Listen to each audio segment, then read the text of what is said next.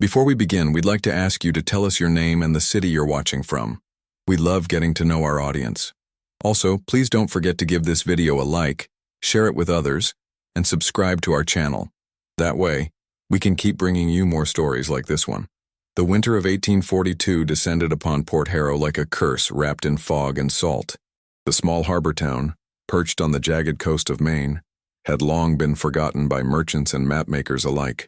Its wooden docks groaned under the weight of ice, and the few remaining fishing boats sat frozen in place like tombstones, marking the death of prosperity. The wind howled through empty streets where shutters banged against abandoned homes, and the only soul who seemed to belong to this ghost of a place was Eleanor Thorne. Eleanor was 43 years old, though grief had aged her beyond her years.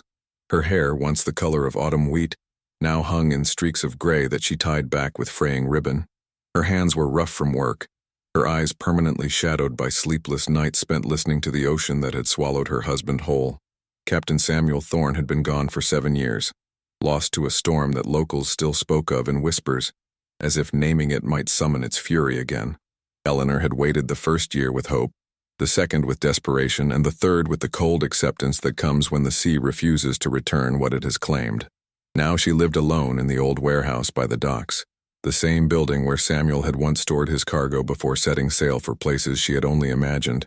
It was on a night when the temperature dropped so low that the windows cracked, and the harbor ice sang with an eerie keening that Eleanor found them. She had been walking the docks as she often did, a lantern swinging in her gloved hand, checking the moorings of her husband's last boat, the Mercy's End, which she could never bring herself to sell.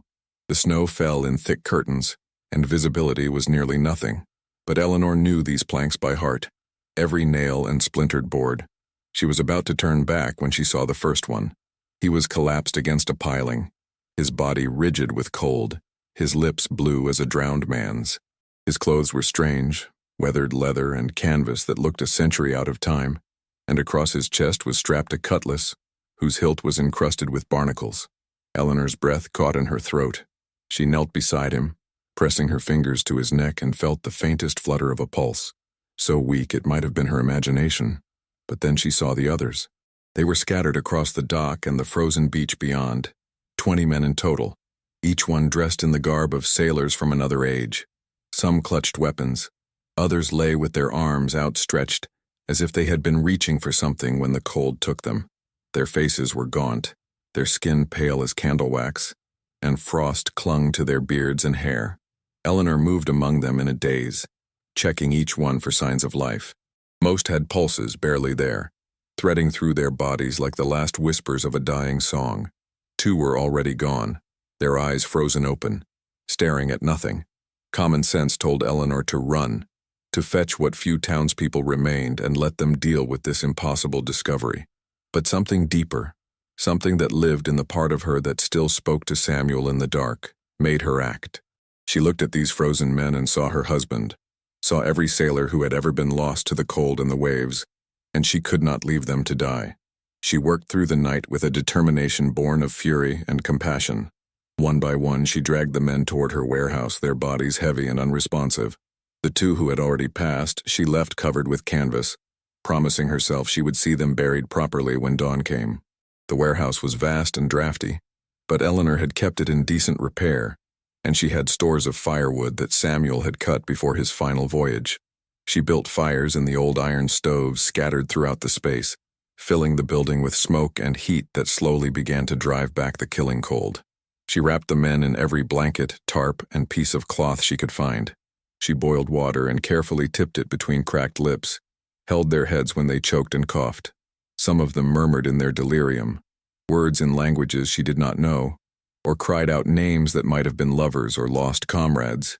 Eleanor worked without stopping, without thinking, driven by something primal and necessary. By the time the first gray light of dawn began to filter through the warehouse's high windows, she was exhausted, her dress soaked with melted snow and sweat, her arms trembling with fatigue. But they were alive. All 18 of them were breathing more steadily now, their color slowly returning.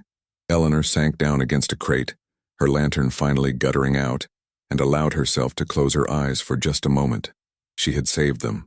She did not know who they were or how they had come to be frozen on her dock, but she had saved them, and that was enough. She woke to the sound of voices, low and cautious, speaking in accents thick and rolling like the sea itself. Eleanor's eyes snapped open, and she found herself surrounded.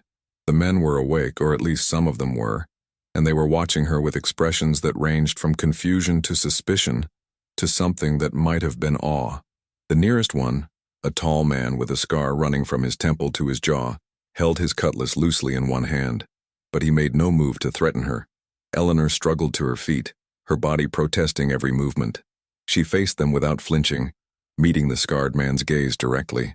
For a long moment no one spoke. The warehouse was filled with the crackle of dying fires and the ragged breathing of men who had been pulled back from the edge of death. Then the scarred man lowered his weapon and placed his fist over his heart in a gesture that seemed ancient and sacred. His voice, when he spoke, was rough as gravel but carried a strange formality. He said her name, though she had never told it to him, and he called her savior, protector, the hand that had defied the sea's judgment. The other men who were conscious enough to move did the same, this strange salute, and Eleanor felt something shift in the air of the warehouse, something old and binding that she did not fully understand but recognized in her bones. These were not ordinary sailors. They were something else, something the ocean had marked and claimed and then, for reasons she could not fathom, released. As the morning light grew stronger, Eleanor walked to the warehouse doors and pulled them open. The cold air rushed in, carrying with it the smell of salt and ice. She looked out across the harbor and her blood turned to ice in her veins. The horizon was no longer empty. From north to south, as far as she could see, the ocean was filled with ships. Dozens of them, perhaps 100 or more, their sails black as midnight, their hulls riding low in the water. They sat motionless in the morning mist, a fleet of ghosts waiting in silence. Eleanor heard the scarred man come to stand beside her. His voice was quiet, almost apologetic when he spoke. He told her that they had come, that the Brotherhood always came for its own, that the sea had released them for a purpose, and now that purpose would be fulfilled. He said that she had saved their lives, and for that they were bound to her by laws older than any nation.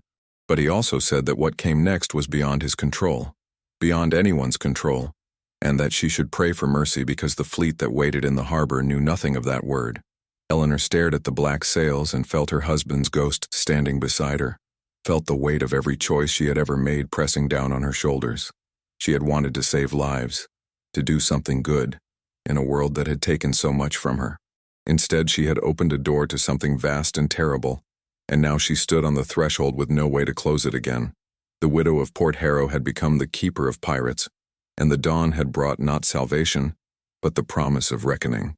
The scarred man's name was Tobias Crane, and he had been dead for 200 years. He told Eleanor this as casually as another man might mention the weather, sitting across from her at the small table in the corner of the warehouse where she kept her meager supplies. The other pirates had begun to move with more strength, tending to the fires, checking on their weaker companions, speaking in low voices that carried the rhythm of a dozen different ports and nations. Eleanor watched them while Tobias spoke, trying to reconcile what her eyes showed her with what her mind could accept. Tobias explained that they were the remnants of the Obsidian Brotherhood, a pirate fleet that had once ruled the Atlantic with iron and blood. In 1642, they had made a pact with something ancient that lived in the deepest trenches of the ocean, something that predated human understanding of the world. The pact had given them power, speed, ships that could outrun any naval vessel, and the ability to survive storms that should have killed them. In exchange, they owed a debt that would be collected when the entity chose to call it in. For 2 centuries they had sailed and plundered and lived, never aging, never dying, suspended in a state between life and death by the will of the thing they had bargained with. Then, 6 months ago by their reckoning, though Eleanor suspected time worked differently where they had been, the debt had come due. The ocean had frozen around their ships in an instant, even though they were sailing in tropical waters. The ice had climbed their hulls and spread across their decks, and one by one, the men had fallen into a sleep like death. Tobias remembered the cold taking him, remembered the feeling of his heart slowing to nothing, and then darkness. The next thing he knew, he was waking in Eleanor's warehouse with warmth in his lungs and the taste of fresh water on his tongue. Eleanor listened to all of this with the strange calm that comes after shock has burned through every normal response. She should have been terrified, should have run screaming into the snow, but instead, she found herself asking practical questions. Why had they washed up here? What did the fleet outside want? And most importantly, what happened now? Tobias looked at her with something like admiration in his dark eyes. He said that he did not know why the ocean had delivered them to Port Harrow specifically, but he suspected it was no accident. The entity they had bargained with worked in patterns that humans could barely perceive, and if they had been brought to her door, it was because she had a role to play in whatever came next. As for the fleet, those were the rest of the Brotherhood, the ships and crews that had not been frozen or had been released earlier, or had never stopped sailing in whatever strange realm they had inhabited for 200 years.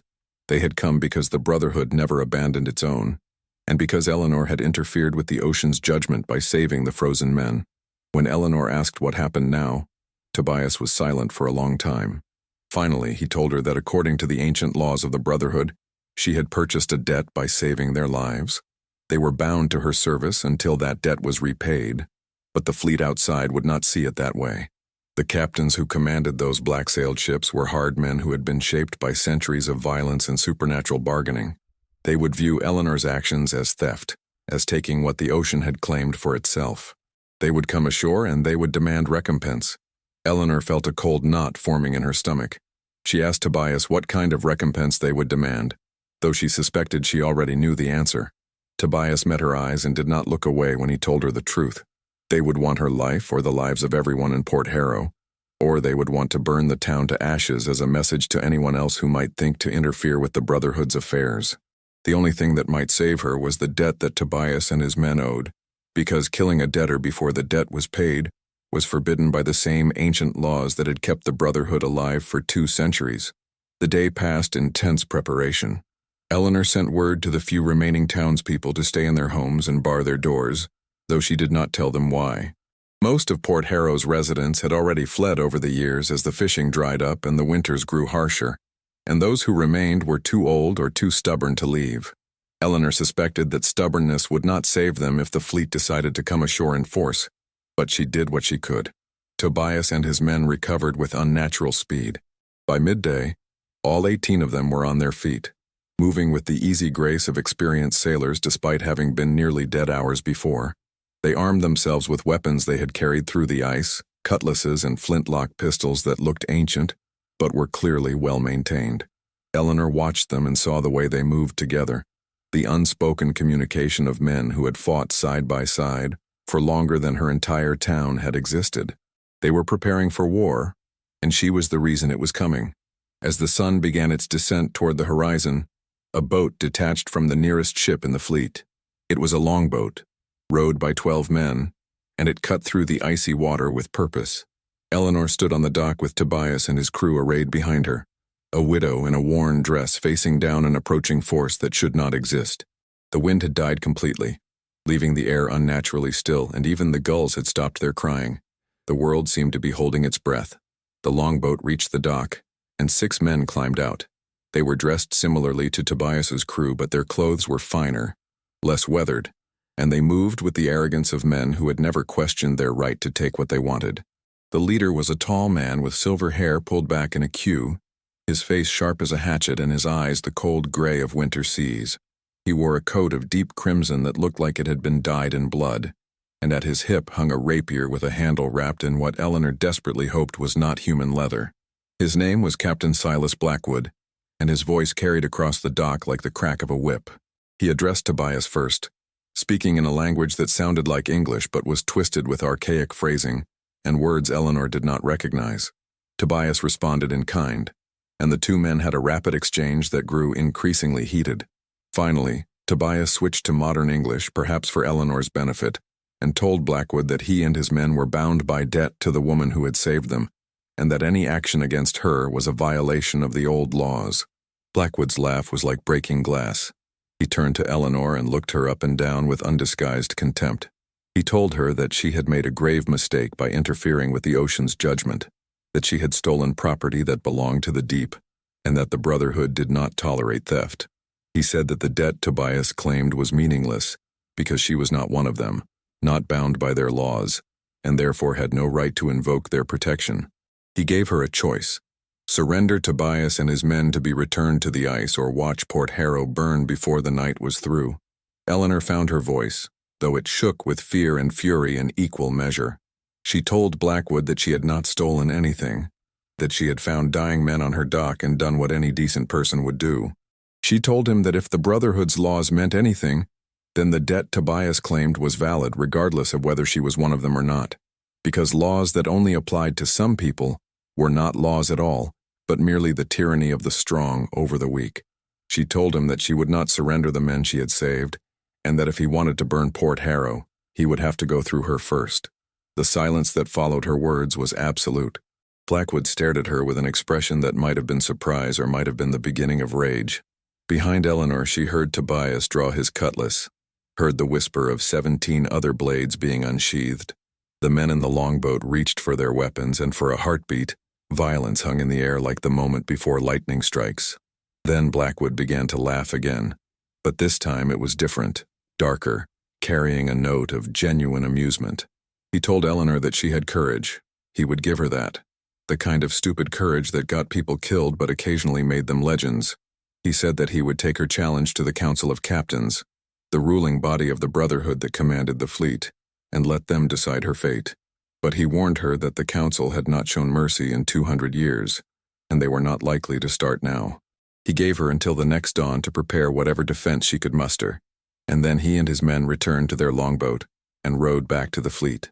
As darkness fell over Port Harrow, Eleanor stood in her warehouse surrounded by 18 pirate ghosts and wondered what she had unleashed. Tobias came to stand beside her, and his voice was quiet when he told her that she had done something he had not seen in 2 centuries. She had made Silas Blackwood uncertain. That uncertainty might be the only thing that kept her alive long enough to face the Council, but it was a slim hope at best. The Brotherhood respected strength and cunning, and Eleanor would need to show both if she wanted to survive what came with the dawn. Outside, the fleet waited in silence, 100 black sails against the darkening sky. Eleanor thought of Samuel, of the night the storm had taken him, of the years she had spent waiting for the sea to give him back.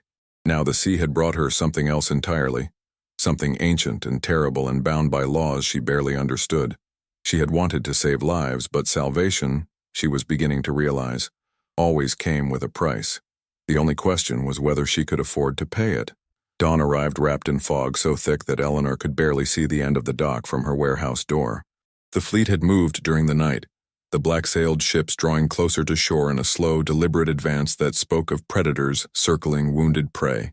She had not slept, had instead spent the dark hours listening to Tobias and his men speak in low voices about the Council of Captains, about the laws of the Brotherhood, about battles fought in waters that no longer appeared on any map. Tobias had tried to prepare her, but his words felt like trying to describe color to someone born blind. The Council was not simply a gathering of pirate captains. They were men who had bargained away their humanity piece by piece over 2 centuries, who had drunk from cups carved from the bones of sea monsters, who had steered their ships through storms that existed outside of time itself. They did not think like ordinary men anymore, if they ever had. They thought in terms of debt and blood, honor and ancient pact, and they would judge Eleanor by standards that had nothing to do with mercy or justice as she understood those words. The summons came with the sunrise, delivered by a different longboat than the one Blackwood had arrived in. This one was carved from black wood that seemed to absorb light rather than reflect it, and the 12 men who rowed it moved in perfect unison without speaking a single word. The messenger who stepped onto the dock wore robes rather than sailor's garb, deep purple cloth embroidered with symbols that hurt Eleanor's eyes when she tried to look at them directly. He told her in a voice like wind through empty corridors that the Council would convene at midday aboard the flagship Nightmare's Crown, and that she was commanded to appear alone and unarmed. Tobias immediately protested, saying that sending her alone was a death sentence, that the Council would have no reason to show restraint if she had no protection. But the messenger simply repeated his words exactly as before, as if Tobias had not spoken at all, and then returned to the black longboat and was rowed away into the fog. Eleanor watched him go and felt the cold certainty that she was walking toward her own execution settle into her bones. The hours before noon passed too quickly and too slowly at once.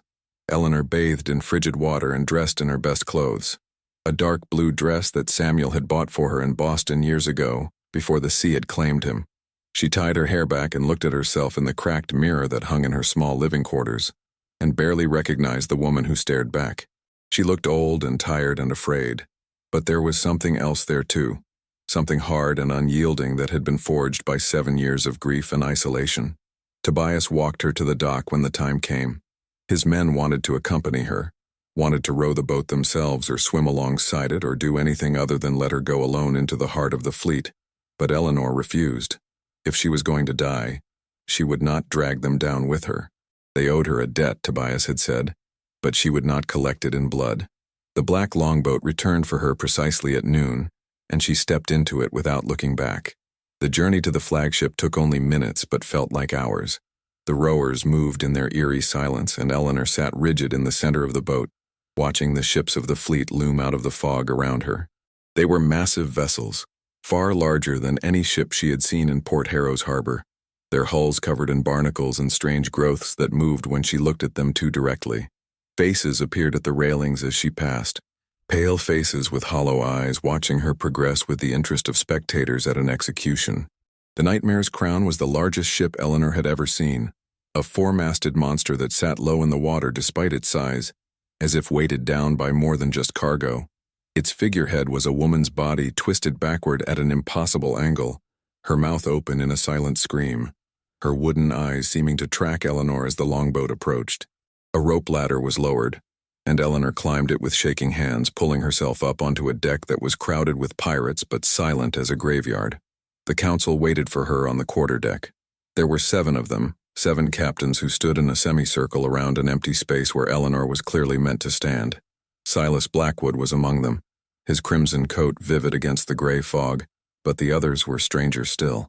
One was a woman with skin like polished ebony and eyes that reflected no light at all. Another was impossibly tall and thin, his body seeming to sway even though the ship was steady. A third wore a mask made from what looked like the skull of something that had never been entirely human. They all watched Eleanor with expressions that ranged from curiosity to contempt to something that might have been hunger. The questioning began immediately, conducted by the tall, thin captain whose voice sounded like it was coming from somewhere far away. He asked Eleanor why she had interfered with the ocean's judgment, why she had taken what was not hers, why she thought a mortal woman had any right to meddle in affairs that predated her civilization.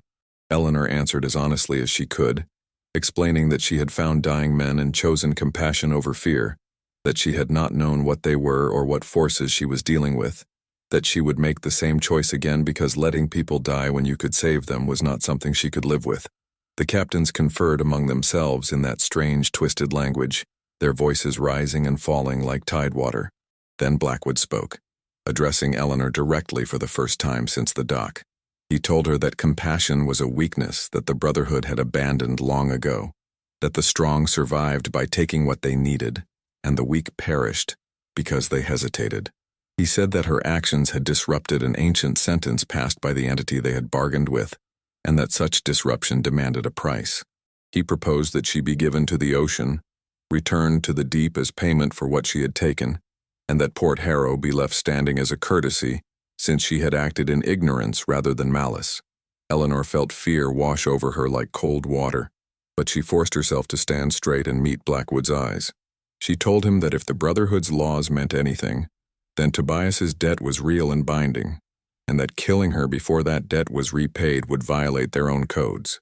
She said that she understood they were ancient and powerful and beyond mortal judgment, but that even immortal beings must have some honor or their laws were meaningless and they were nothing but monsters wearing the shape of men.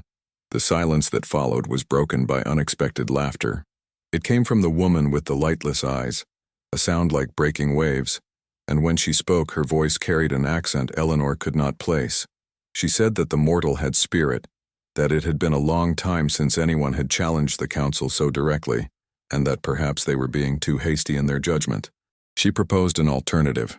Let Eleanor prove her worth by completing a task for the Brotherhood, something dangerous enough that failure would mean her death anyway, but success would clear the debt and bind Tobias and his men to her service permanently under the old laws. The council debated this new proposal while Eleanor stood frozen, not daring to hope. Finally, they reached a consensus. The task they set before her was this. In 3 days' time, a ship would arrive in Port Harrow carrying something the Brotherhood needed, something that had been stolen from them decades ago by a traitor. Eleanor would recover this item and deliver it to the council, and in exchange her life would be spared, her debt cleared, and Tobias's crew bound to her service. If she failed, or if she tried to flee, the fleet would burn Port Harrow to ashes and hunt her to the ends of the earth. They did not tell her what the item was or what ship carried it, or how she was supposed to recognize either. The tall, thin captain simply smiled his terrible smile and told her that she would know when the time came, that the ocean itself would show her the way.